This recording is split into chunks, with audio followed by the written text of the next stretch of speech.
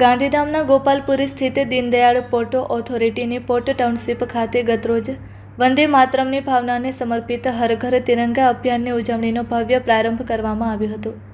આ અંતર્ગત ભવ્ય તિરંગા યાત્રાનું આયોજન કરવામાં આવ્યું હતું.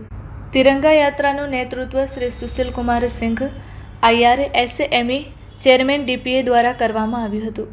આ પ્રસંગે પોર્ટના વરિષ્ઠ અધિકારીઓ ઉપસ્થિત રહ્યા હતા.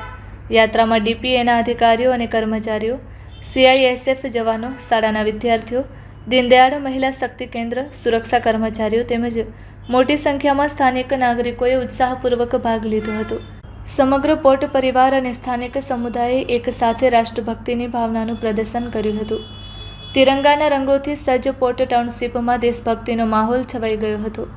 યાત્રામાં સહભાગીઓએ ગર્વભેર રાષ્ટ્રધ્વજ હાથમાં ધારણ કરી આગળ વધતા દેશભક્તિના નારા અને વંદે માતરમના ગુંજતા જયઘોષથી સમગ્ર વાતાવરણ દેશભક્તિમય બન્યું હતું.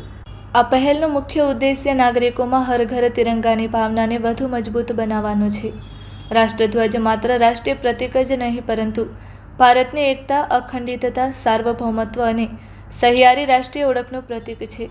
તે ભાવનાને જન જન સુધી પહોંચાડવાનો પ્રયાસ કરવામાં આવ્યો હતો.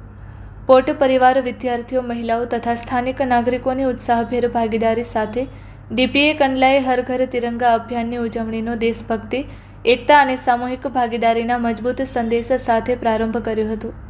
Report by Bharti Makhijani, Gandhidham.